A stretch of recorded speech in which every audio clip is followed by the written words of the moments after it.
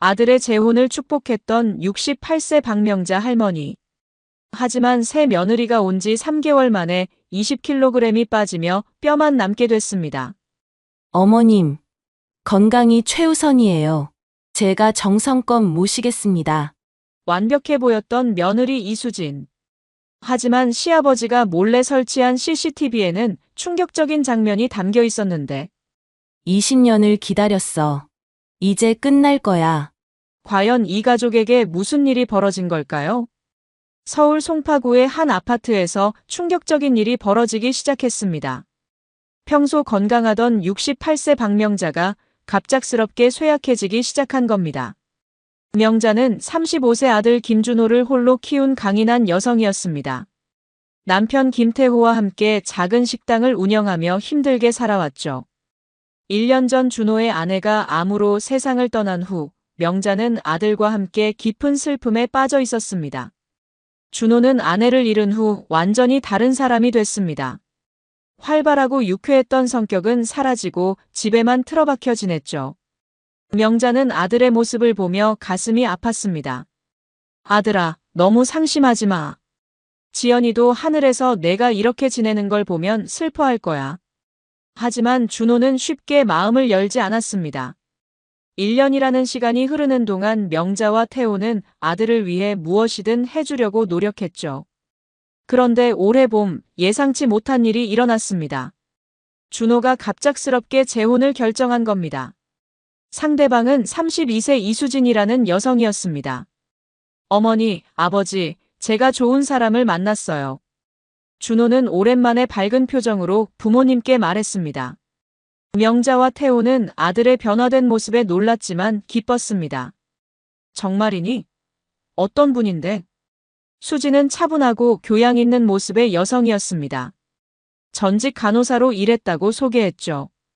첫 만남에서부터 수지는 완벽한 인상을 남겼습니다. 어머님, 아버님, 처음 뵙겠습니다. 이수진이라고 합니다. 수진의 정중한 인사에 명자와 태호는 호감을 느꼈습니다. 특히 명자는 수진의 말투와 행동에서 품위를 느꼈죠. 수진은 자신의 과거에 대해 간략히 설명했습니다. 부모님을 일찍 여의고 혼자 살아왔다는 이야기, 간호사로 일하다가 번아웃으로 잠시 쉬고 있다는 말 등이었죠. 그런 힘든 과정을 혼자 견뎌오셨구나. 대견합니다. 명자는 수진의 이야기를 들으며 측은한 마음이 들었습니다. 어린 나이에 부모를 잃고 홀로 살아온 수진이 안쓰러웠거든요. 수진은 명자에게 특별히 관심을 보였습니다. 어머님, 건강이 최우선이에요. 제가 정성껏 모시겠습니다. 수진의 다정한 말에 명자는 마음이 놓였습니다. 아들이 정말 좋은 사람을 만났다는 생각이 들었거든요. 준비 기간도 짧았습니다. 2달 만에 결혼식을 올리고 수진이 명자와 태호가 살고 있는 집으로 이사 온 건 6월 초였습니다. 처음 몇 주 동안 수진은 정말 완벽한 며느리였습니다. 새벽 5시에 일어나서 가족 모두의 식사를 준비했죠. 명자의 건강 상태를 세심하게 체크하며 혈압약, 당뇨약 등을 빠뜨리지 않고 챙겼습니다. 어머님, 오늘 혈압은 어떠세요? 약은 시간에 맞춰서 드세요. 수진의 전문적인 관리에 명자는 감탄했습니다. 역시 간호사 출신답다는 생각이 들었거든요. 태호 역시 새 며느리에게 만족스러워했습니다. 우리 준호가 정말 좋은 사람을 만났구나. 간호사 출신이니까 어머니 건강도 잘 챙겨줄 수 있겠어. 하지만 명자는 곧 미묘한 변화를 감지하기 시작했습니다. 수진이 매일 준비해주는 특별한 보양차를 마신 후 항상 속이 불편했거든요. 처음에는 단순히 나이가 들면서 생기는 소화불량이라고 생각했습니다. 하지만 며칠이 지나도 증상이 계속됐죠. 수진은 명자에게 다양한 건강 보조제를 권했습니다. 어머님, 이 홍삼은 기력 회복에 정말 좋다고 해요. 이 칼슘제는 골다공증 예방에 효과가 있고요. 명자는 며느리의 정성이 고마워서 거절하기 어려웠습니다. 하지만 약을 먹을 때마다 오히려 몸이 더 피곤해지는 느낌이었죠. 수지는 명자의 일상을 세세하게 관리했습니다. 식단부터 운동, 수면 시간까지 모든 것을 체계적으로 기록했죠. 어머님, 오늘 걸음수가 부족하시네요. 조금 더 산책하세요. 어머님, 물을 충분히 드셔야 해요. 하루 8잔은 마셔야 한다고 하더라고요. 수진의 관리는 정말 전문적이었습니다. 하지만 명자는 왜인지 모르게 점점 기력이 떨어지는 것을 느꼈죠. 7월이 되자 명자의 변화가 눈에 띄기 시작했습니다. 평소 68kg이던 체중이 5kg 줄어든 겁니다. 얼굴도 조금씩 야위어 보였죠. 준호는 어머니의 변화를 걱정했습니다. 어머니, 많이 마르신 것 같은데 괜찮으세요? 하지만 수진이 전문적으로 설명하면서 준호를 안심시켰습니다.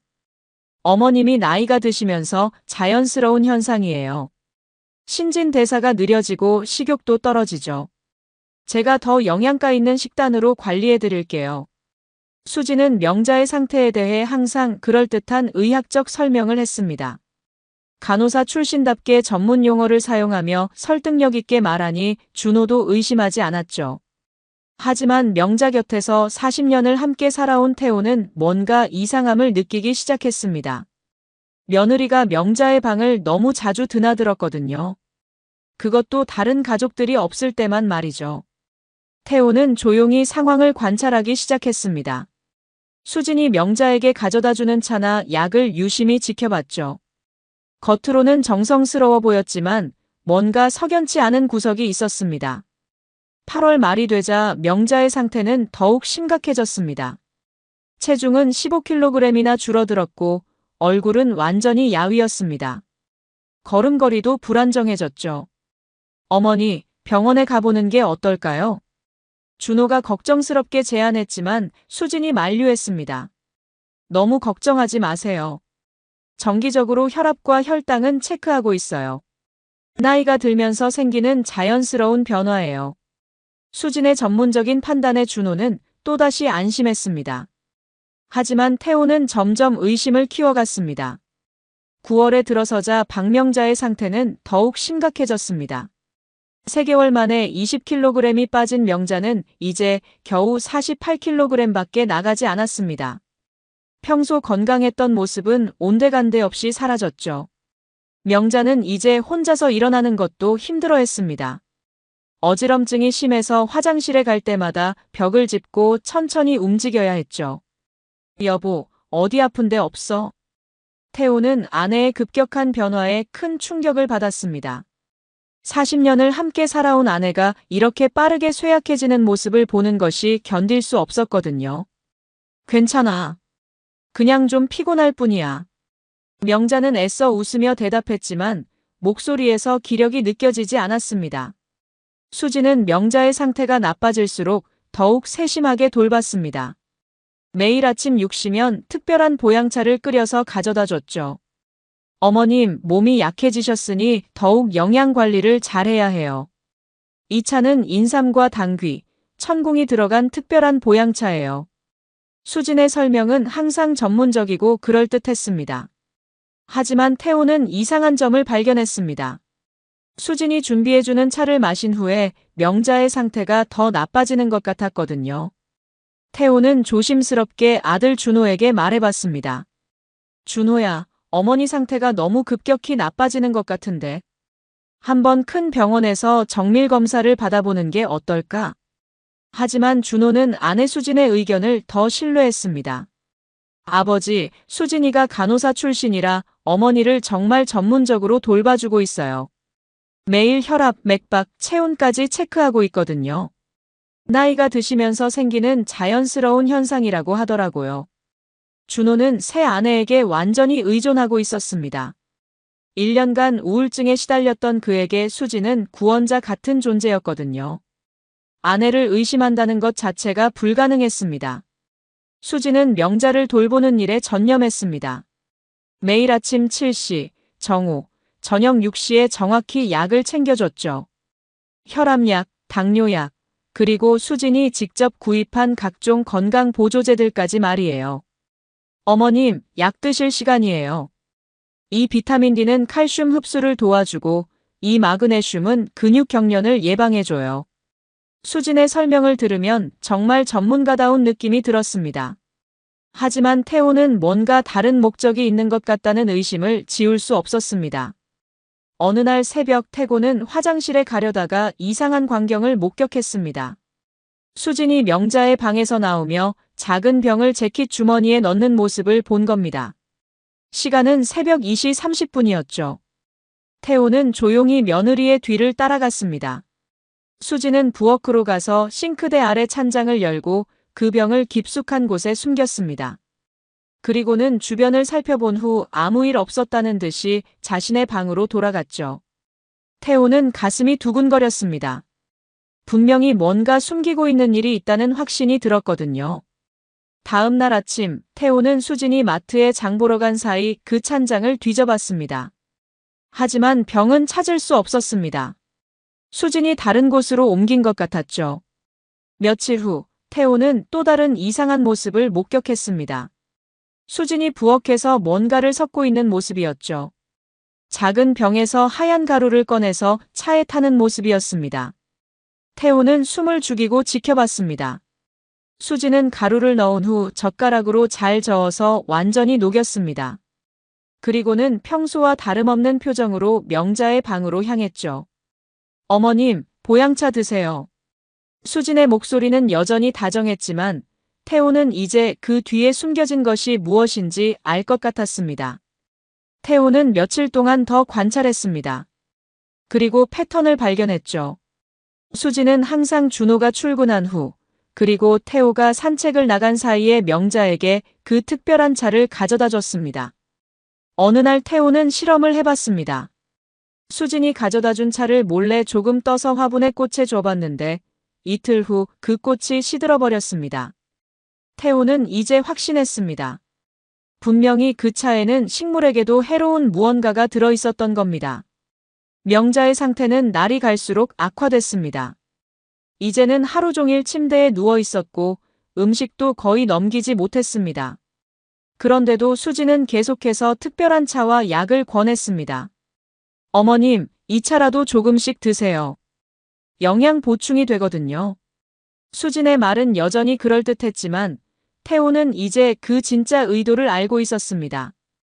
태고는 더 이상 가만히 있을 수 없었습니다. 며느리가 무엇을 하고 있는지 확실한 증거를 잡아야겠다고 결심했죠. 태호는 며느리 수진에 대해 본격적으로 알아보기로 결심했습니다. 직감적으로 뭔가 중대한 비밀이 숨겨져 있을 거라는 생각이 들었거든요. 먼저 인터넷 검색부터 시작했습니다. 이수진 간호사로 검색해봤지만 특별한 정보는 찾을 수 없었습니다. 수진이 말한 병원 이름들을 하나씩 확인해봤죠. 태호는 직접 그 병원들의 전화를 걸어봤습니다. 실례합니다만 이수진이라는 간호사가 그쪽에서 근무한 적이 있는지 확인할 수 있을까요? 대부분의 병원에서는 개인정보 보호를 이유로 정확한 답변을 해주지 않았습니다. 하지만 한 병원에서 의외의 답을 들었죠. 이수진이라는 이름의 간호사는 저희 병원에 근무한 기록이 없네요. 태호는 이상함을 느꼈습니다. 수진이 분명히 그 병원에서 5년간 근무했다고 말했는데 기록이 없다는 게 말이 안 됐거든요. 더 깊이 파고들기로 했습니다. 태호는 주민센터에 가서 이수진의 주민등록 이력을 확인해 보려 했지만 가족이 아니라는 이유로 거절당했습니다. 그러던 중 우연한 계기로 중요한 단서를 발견하게 됐습니다. 오래된 서랍을 정리하던 중 20년 전 지역신문이 나온 겁니다. 태호는 그 신문을 넘기다가 자신들의 식당이 언급된 기사를 발견했습니다. 지역 맛집 소개 코너에 명자와 태호가 운영했던 명성식당이 소개되어 있었죠. 기사를 읽다 보니 당시 식당에서 일했던 직원들의 이름도 언급되어 있었습니다. 그 중에 정미영이라는 이름이 눈에 띄었죠. 태호는 그 이름을 보며 기억을 되짚어봤습니다. 정미영.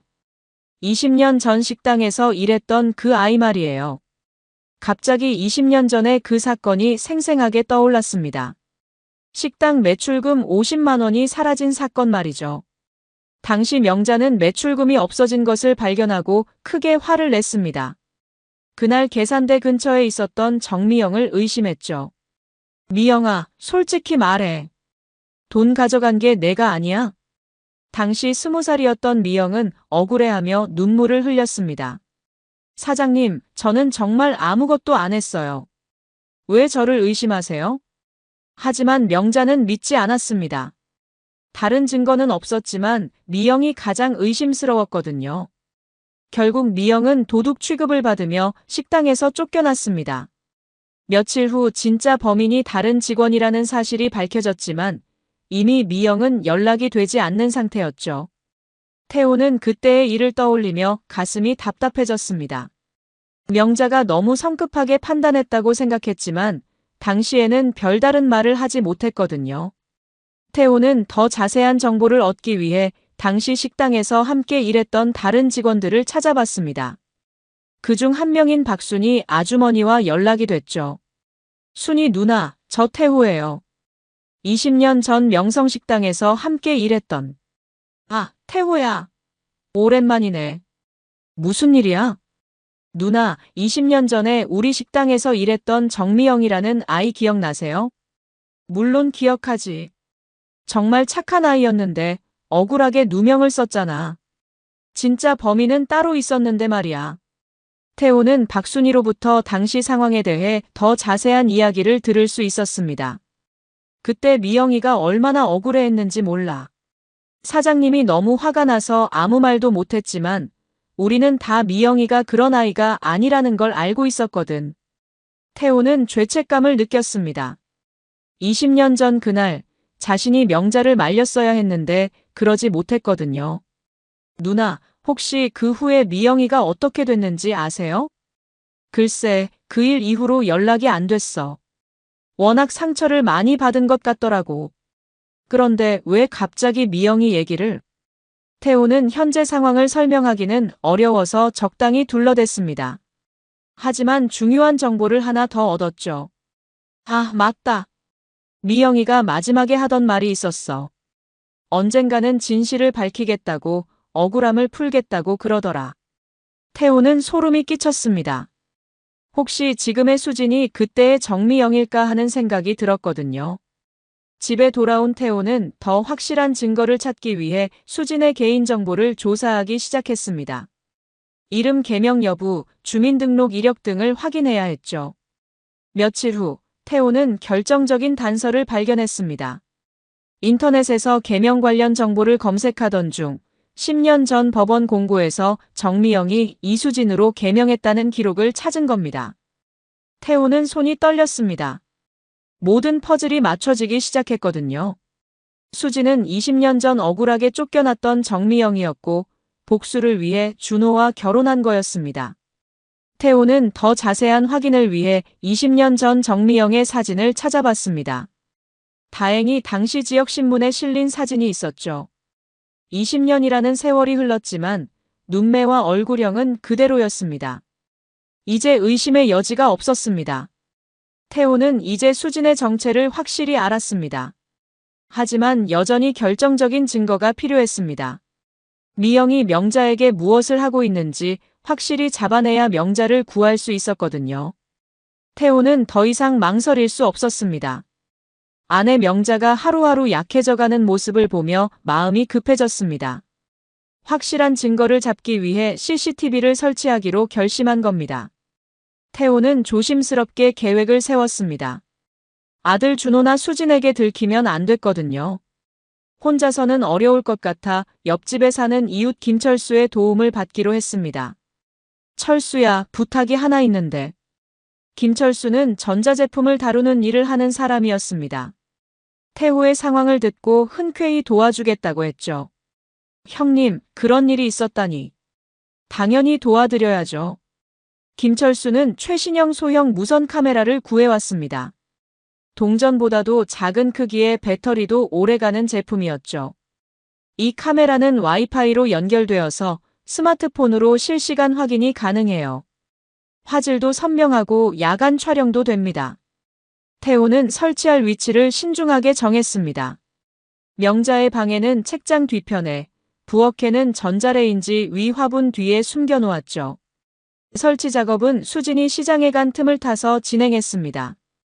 태호는 떨리는 손으로 카메라를 설치했고 김철수가 스마트폰 앱 설정을 도와줬습니다. 형님, 이제 언제든지 스마트폰으로 확인할 수 있어요. 녹화도 자동으로 되니까 증거 수집에 도움이 될 거예요. 준비를 마친 후 태호는 스마트폰으로 영상을 확인해 봤습니다. 명자의 방과 부엌이 선명하게 보였죠. 첫 며칠 동안은 별다른 이상이 없었습니다. 수지는 평소와 다름없이 명자를 돌봤습니다. 정성스럽게 음식을 만들어주고 정해진 시간에 약을 챙겨주는 모습이 보였죠. 하지만 태호는 포기하지 않았습니다.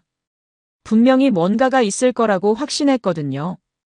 그리고 마침내 결정적인 순간이 카메라에 잡혔습니다. 준호가 3박 4일 출장을 간 날이었죠. 그날 오후 3시 30분경 충격적인 장면이 펼쳐졌습니다. 수진이 명자의 방으로 들어가는 게 보였는데 손에는 작은 약병과 주사기가 들려 있었습니다. 태호는 거실에서 TV를 보는 척하면서 스마트폰으로 상황을 지켜봤습니다.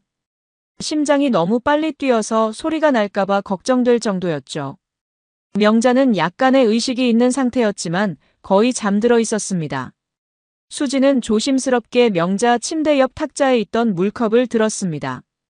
그리고 약병에서 하얀 가루를 몇 숟가락 떨어뜨렸습니다. 그 후 젓가락으로 천천히 저어서 완전히 녹였죠. 태호는 스마트폰을 보며 온몸이 떨렸습니다. 드디어 결정적인 증거를 잡은 겁니다. 수진이 명자에게 무언가 해로운 것을 주고 있다는 확실한 증거 말이죠. 하지만 더 충격적인 것은 그 다음이었습니다. 수진이 잠든 명자를 내려다보며 중얼거리는 모습이 카메라에 잡힌 겁니다. 20년을 기다렸어. 이제 끝날 거야. 수진의 목소리는 평소의 다정함과는 완전히 달랐습니다. 차갑고 무서운 톤이었죠. 태호는 소름이 끼쳤습니다. 수진은 계속해서 명자를 바라보며 말했습니다. 당신이 나한테 한 일을 기억해요? 그때 나를 도둑 취급하면서 쫓아냈잖아요. 20살 어린 나이에 인생을 망쳐놓고 이제 그 대가를 치러야죠. 수진의 목소리에는 20년간 쌓인 원한이 가득했습니다. 태호는 그 깊은 증오를 느끼며 두려움을 느꼈죠. 내가 어떻게 살아왔는지 알아요? 도둑이라는 누명 때문에 어디서도 일할 수 없었어요. 사람들의 시선을 견딜 수 없어서 이름까지 바꿔야 했고. 수지는 잠시 멈췄다가 다시 말을 이어갔습니다. 하지만 이제 끝이에요. 천천히 고통스럽게. 당신이 나에게 한 것처럼. 태호는 더 이상 참을 수 없었습니다. 즉시 일어나서 명자의 방으로 달려갔습니다. 수지는 태호의 급한 발자국 소리를 듣고 깜짝 놀라며 돌아봤습니다. 뭐 하고 있는 거야? 태호의 목소리는 분노와 충격으로 떨리고 있었습니다. 수지는 당황하며 약병을 재빨리 주머니에 숨기려 했지만 이미 늦었습니다. 어머님께 물 갈아드리려고 했어요. 수지는 거짓말을 했지만 태호는 모든 걸 다 봤습니다. 카메라에 다 기록됐고 수진이 한 무서운 말들도 다 들었거든요. 태호는 수진을 똑바로 바라봤습니다. 이제는 가면을 벗을 때라고 생각했죠. 정미영 씨, 이제 그만두시오. 그 순간 수진의 얼굴이 순간 창백해졌습니다. 자신의 진짜 정체가 들켰다는 것을 깨달은 겁니다. 태호는 계속해서 말했습니다. 20년 전 우리 식당에서 일했던 정미영 씨 맞죠? 억울하게 누명을 쓰고 쫓겨나간 그 아이. 이름을 바꾸고 우리 아들과 결혼해서 복수하려는 거 다 알고 있어요. 수지는 더 이상 숨길 수 없다는 걸 깨달았습니다. 20년간 치밀하게 준비해온 복수극이 이렇게 들킬 줄은 몰랐거든요. 태호는 떨리는 손으로 스마트폰을 들어보이며 말했습니다. 모든 게 녹화됐어요. 당신이 어머니에게 독을 타는 모습, 그리고 복수한다고 중얼거리는 모습까지 전부 기록됐다고요. 수진의 얼굴에서 완전히 가면이 벗겨진 순간이었습니다. 20년간 숨겨왔던 정미영의 모습이 드러나기 시작했죠. 수진의 얼굴에서 마지막 가면마저 벗겨지는 순간이었습니다. 그동안 완벽하게 연기했던 다정한 며느리의 모습은 온데간데 없이 사라졌습니다. 대신 20년간 복수심에 불타왔던 정미영의 진짜 모습이 드러났습니다. 태호는 떨리는 손으로 스마트폰을 들어보였습니다. 다 녹화됐어. 당신이 물에 독을 타는 것도 복수한다고 중얼거리는 것도 전부. 수진, 아니 미영은 더 이상 숨길 수 없다는 걸 깨달았습니다. 20년간 치밀하게 계획해온 복수극의 실체가 드러난 것이죠. 미영은 차갑게 웃으며 본 모습을 드러냈습니다. 맞아요. 저는 정미영이에요. 당신들이 도둑 취급하며 인생을 망쳐놓은 바로 그 사람. 미영의 목소리에는 20년간 응축된 원한이 가득했습니다. 태호는 그 원한의 깊이를 느끼며 온몸에 소름이 돋았습니다. 미영은 더 이상 숨길 것이 없다는 듯 자신의 이야기를 쏟아내기 시작했습니다. 20년 전 그날을 단 하루도 잊은 적이 없어요. 저는 정말 아무것도 훔치지 않았는데 박명자 씨는 저를 도둑으로 몰아갔죠. 증거도 목격자도 없으면서 말이에요. 태호는 할 말을 잃었습니다. 그 일이 미영에게 얼마나 큰 상처가 됐는지 이제야 실감할 수 있었거든요. 미영은 눈물을 흘리며 계속했습니다. 하지만 그 눈물은 슬픔이 아니라 분노의 눈물이었죠. 그 일 때문에 저는 완전히 다른 사람이 됐어요. 도둑이라는 소문이 온 동네에 퍼져서 아무도 저를 믿지 않았거든요. 어떤 식당, 어떤 가게에서도 일할 수 없었어요. 미영의 목소리는 점점 떨렸습니다. 20년간 혼자 감당해온 고통이 모두 터져나오는 것 같았죠. 20살 어린 나이에 고향을 떠나야 했어요. 사람들의 시선이 너무 괴로웠거든요. 서울로 올라와서 온갖 허드렛 일을 하며 간신히 살아갔어요. 태호는 가슴이 아팠습니다. 자신들의 성급한 판단이 한 젊은이의 인생을 이렇게 완전히 바꿔놨다니. 상상도 못했던 일이었습니다. 하지만 미영은 멈추지 않았습니다.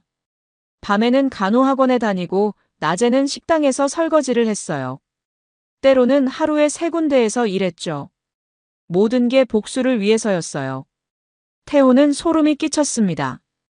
20년이라는 긴 세월을 오직 복수만을 위해 살아온 미영의 집착이 무서웠거든요. 20년 동안 단 하루도 당신들을 잊은 적이 없었어요. 언젠가는 똑같은 고통을 돌려주겠다고 다짐하며 살아왔어요. 미영은 잠시 멈췄다가 계속 말했습니다. 준호 씨를 만난 것도 우연이 아니에요. 1년 전부터 계획했던 일이거든요. 준호 씨의 일상, 취미, 자주 가는 곳까지 모두 파악했어요. 태호는 경악했습니다. 미영의 계획이 얼마나 치밀했는지 알 수 있었거든요. 그럼 준호는 어떻게 생각하는 거야? 내 아들은 당신을 진심으로 사랑하는데. 미영은 잠시 망설이는 듯 했습니다.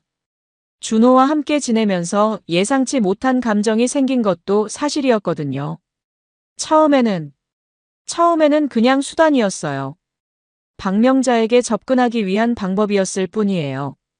하지만 미영의 목소리에는 미묘한 떨림이 있었습니다. 완전히 거짓말은 아닐 수도 있다는 뉘앙스였죠. 태호는 분노했습니다. 아들의 순수한 마음까지 이용한 미영이 용서되지 않았거든요. 그럼 지금까지 명자에게 무엇을 한 거야? 어떻게 이렇게 빠르게 쇠약하게 만든 거야? 미영은 침착하게 마치 의료진이 환자 상태를 설명하듯 대답했습니다. 비소 성분이 들어간 약초를 우려낸 차예요. 치사량은 아니지만 서서히 몸을 쇠약하게 만드는 독성 물질이거든요. 간호사니까 정확한 용량을 계산할 수 있어요. 태호는 경악했습니다. 미영이 얼마나 치밀하고 전문적으로 계획을 세웠는지 알 수 있었거든요.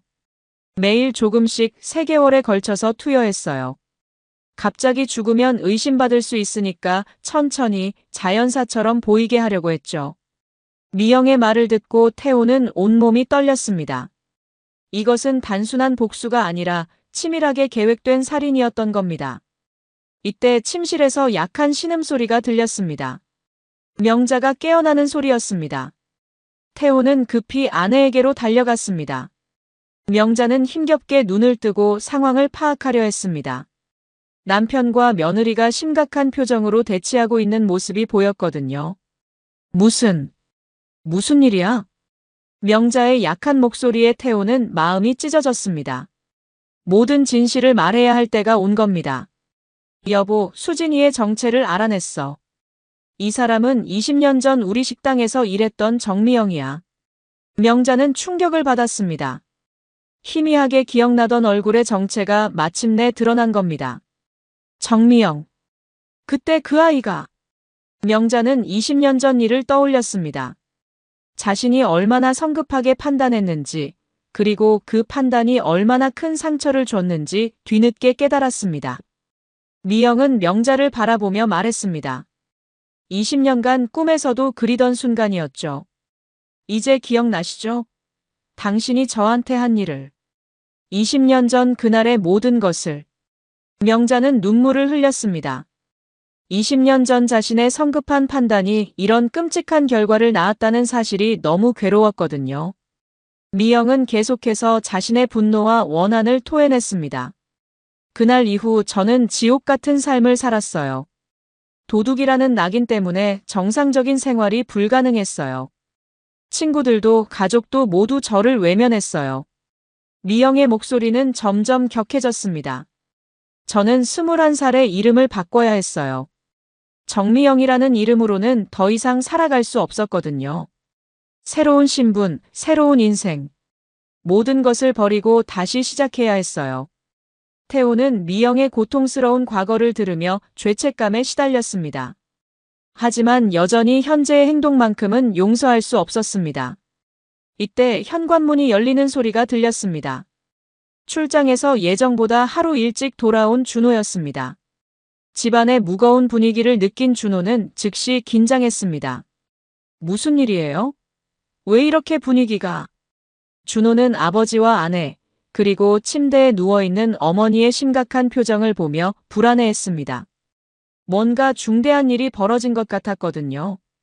태호는 깊은 한숨을 쉬며 아들에게 모든 상황을 설명하기 시작했습니다. 수진의 진짜 정체부터 20년 전에 있었던 일, 그리고 지금까지 벌어진 모든 일까지 차근차근 말했습니다. 준호는 믿을 수 없다는 표정을 지었습니다. 사랑하는 아내가 그런 끔찍한 일을 저질렀다는 게 받아들여지지 않았거든요. 그럴 리 없어요. 수진이가 그런 사람일 리 없어요. 분명 오해가 있을 거예요. 준호는 아내를 사랑했기 때문에 현실을 부정하고 싶었습니다. 하지만 태호가 스마트폰으로 보여준 CCTV 영상을 보고는 할 말을 잃었습니다. 영상 속에서 수진이 명자의 물컵에 약물을 타는 모습과 무서운 독백을 하는 모습이 선명하게 기록되어 있었거든요. 이게 정말이에요? 준호는 충격에 빠졌습니다. 자신이 사랑했던 여인이 어머니를 서서히 죽이고 있었다는 사실이 믿기지 않았거든요. 미영은 이제 더 이상 숨길 것이 없다고 생각했는지 모든 것을 털어놨습니다. 네, 맞아요. 저는 복수를 위해 당신과 결혼했어요. 처음부터 끝까지 모든 게 계획된 일이었어요. 준호는 그 자리에 주저앉았습니다. 자신의 진심이 완전히 무시당했다는 사실이 견딜 수 없었거든요. 그럼 나에 대한 사랑도 전부 거짓이었다는 거야? 미영은 잠시 망설였습니다. 준호와 함께 지내면서 예상하지 못한 감정이 생긴 것도 사실이었거든요. 하지만 20년간의 원한이 그보다 훨씬 컸습니다. 죄송해요. 처음에는 정말 수단이었어요. 미영의 목소리가 떨렸습니다. 하지만 곧 다시 차갑게 돌아왔죠. 하지만 20년간 제가 받은 고통에 비하면 이런 감정은 아무것도 아니에요. 준호는 완전히 무너져 내렸습니다. 사랑했던 여인에게 철저히 배신당한 기분이었거든요. 명자는 침대에서 힘겹게 몸을 일으키며 미영을 바라봤습니다. 미영아, 20년 전 일은 정말 미안하다. 내가 너무 성급하게 판단했어. 명자의 진심 어린 사과에도 미영은 쉽게 마음을 열지 않았습니다.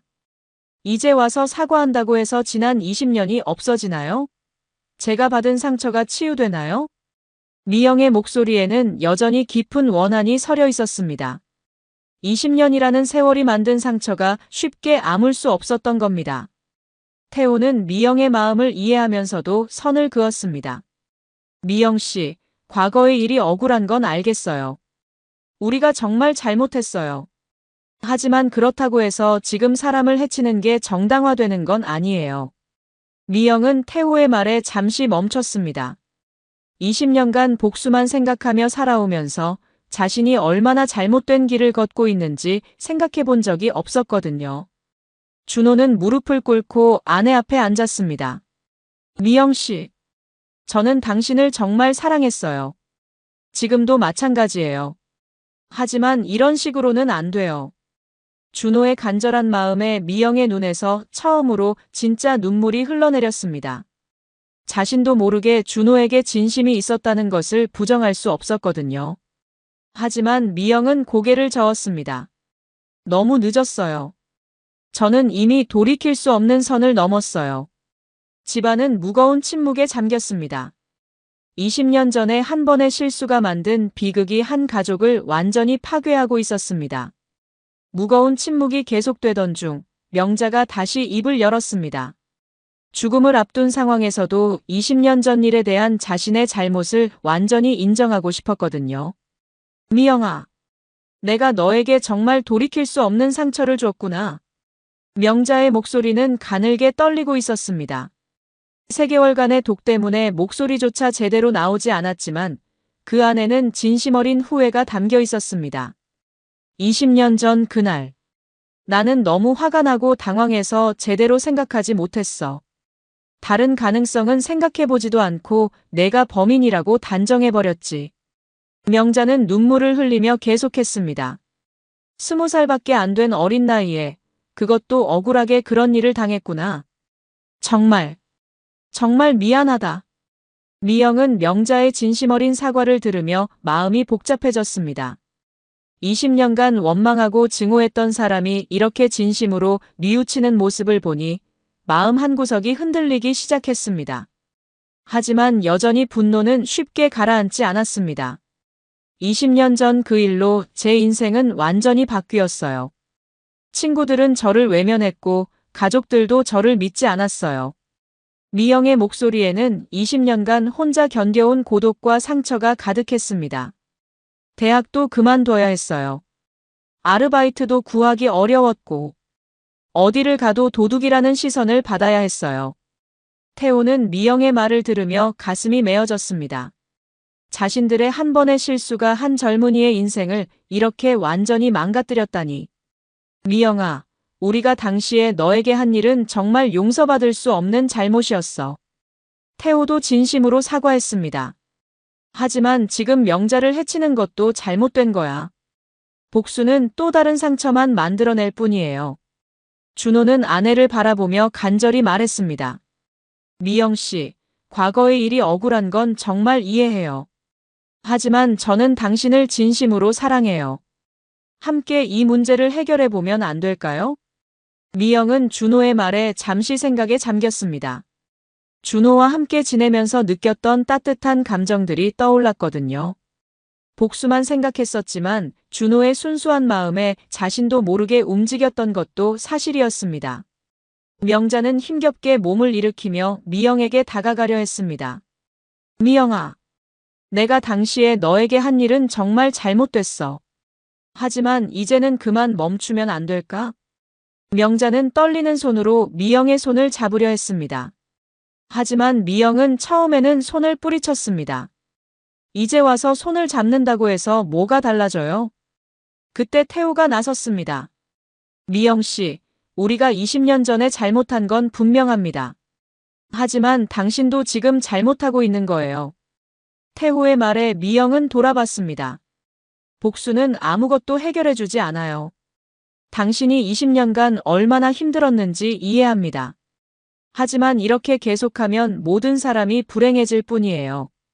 미영은 태호의 말을 들으며 처음으로 자신을 돌아봤습니다. 20년간 복수만 생각하며 살아온 자신의 모습이 얼마나 비참하고 공허한지 깨달았거든요. 준호가 다시 말했습니다. 미영 씨, 저는 당신의 과거를 알게 된 지금도 당신을 사랑해요. 함께 새로운 시작을 할 수 없을까요? 준호의 간절한 마음에 미영의 마음이 흔들렸습니다. 하지만 동시에 자신이 저지른 일의 심각성도 깨달았죠. 미영은 무릎을 꿇고 명자 앞에 앉았습니다. 정말, 정말 죄송해요. 제가 너무 멀리 왔나 봐요. 미영의 목소리는 떨리고 있었습니다. 20년 만에 처음으로 자신의 잘못을 인정하는 순간이었습니다. 복수만 생각하며 살아온 20년. 그 시간 동안 저는 정말 행복하지 않았어요. 명자는 미영의 어깨를 부드럽게 어루만지며 말했습니다. 미영아, 우리 모두 실수했어. 하지만 이제라도 늦지 않았어. 새로 시작할 수 있어. 미영은 명자의 따뜻한 손길을 느끼며 20년간 얼어있던 마음이 조금씩 녹기 시작하는 것을 느꼈습니다.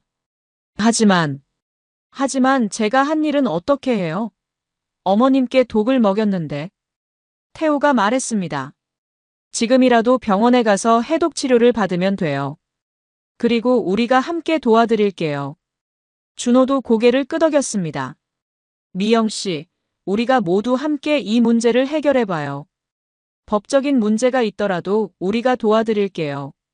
미영은 이 가족의 예상치 못한 따뜻함을 느끼며 자신이 얼마나 잘못된 길을 걸어왔는지 깨달았습니다. 복수 대신 용서를 선택해야 할 때가 온 거였죠. 어머님, 정말 죄송해요. 그리고 고마워요. 미영은 마침내 진심에서 우러나는 사과와 감사를 표했습니다. 그날 밤 미영은 준호, 태호와 함께 경찰서에 자수했습니다. 명자에게 독을 먹인 것과 신분을 속인 것에 대해 모든 걸 솔직하게 자백했습니다. 경찰들도 이런 특이한 사건은 처음이라며 놀라워했죠. 명자는 즉시 대학병원으로 이송됐습니다. 응급실에서 실시한 정밀검사 결과 다행히 미영이 사용한 독성 물질은 치사량에는 훨씬 못 미쳤고 적절한 해독 치료를 받으면 완전히 회복될 수 있다는 진단이 나왔습니다. 의사는 가족들에게 설명했습니다. 비소 성분의 독성 물질이 검출됐지만 농도가 높지 않아서 생명에는 지장이 없습니다. 2주 정도 입원 치료하시면 완전히 회복될 것 같습니다. 태호와 준호는 안도의 한숨을 내쉬었습니다. 미영의 재판은 3개월 후에 시작됐습니다. 재판정에는 명자와 태호, 준호가 모두 나와서 미영의 과거 상황을 설명하며 선처를 호소했습니다. 판사님, 20년 전 저희가 성급한 판단으로 미영 씨에게 돌이킬 수 없는 상처를 줬습니다. 태호는 법정에서 진심으로 말했습니다. 물론 미영 씨가 한 일은 명백히 잘못됐습니다. 하지만 그 원인을 제공한 것은 저희였습니다. 명자도 증인석에서 증언했습니다. 제가 20년 전에 제대로 된 조사나 확인도 없이 미영 씨를 의심한 것이 모든 일의 시작이었습니다. 미영 씨는 무고했는데 말이죠. 준호도 재판부 앞에서 말했습니다. 미영 씨는 분명히 잘못을 저질렀지만 그 이면에는 20년간의 억울함과 상처가 있었습니다. 저희 가족 모두 미영 씨를 용서했고 앞으로도 도와주고 싶습니다. 재판부는 미영의 과거 사정과 피해자 측의 선처 호소, 그리고 자수한 점 등을 종합적으로 고려해 집행유예 3년을 선고했습니다. 재판이 끝난 후 법정 밖에서 미영은 명자와 태호, 준호와 마주 앉았습니다. 정말 죄송했습니다. 20년간 복수만 생각하며 살았는데 이렇게 용서받을 줄은 꿈에도 몰랐어요. 미영의 말에 명자가 따뜻하게 대답했습니다. 미영아, 이제 새로 시작하자. 20년을 복수에 낭비했으니 앞으로는 정말 행복하게 살아야지. 명자의 따뜻한 말에 미영은 눈물을 흘렸습니다. 20년 만에 처음으로 진정한 위로를 받는 기분이었거든요. 1년이 지났습니다. 미영은 본명인 정미영으로 다시 돌아가서 요양병원에서 간병인으로 일하기 시작했습니다. 명자의 건강도 완전히 회복됐고 오히려 이전보다 더 건강해진 상태였습니다. 어느 일요일 오후 미영은 명자와 태호를 찾아갔습니다. 어머니, 아버지, 안녕하세요. 미영은 이제 명자를 진심으로 어머니라고 불렀습니다. 혈연은 아니지만 진정한 가족의 정을 느끼고 있었거든요. 미영아, 잘 지내고 있구나. 얼굴이 많이 밝아졌네. 명자는 미영을 따뜻하게 맞아줬습니다. 과거의 일은 이제 정말로 용서하고 잊기로 했거든요. 미영과 준호는 법적으로는 이혼했지만 여전히 좋은 친구로 지내고 있었습니다. 준호도 새로운 사랑을 찾았고 미영도 자신만의 새로운 삶을 시작했습니다. 미영은 이제 자신과 비슷한 상황에 있는 사람들을 돕는 일을 하고 있었습니다. 과거의 상처나 억울함 때문에 고통받는 사람들에게 상담과 도움을 주는 봉사활동을 하고 있었죠. 어느 날 미영은 명자와 함께 공원을 산책했습니다.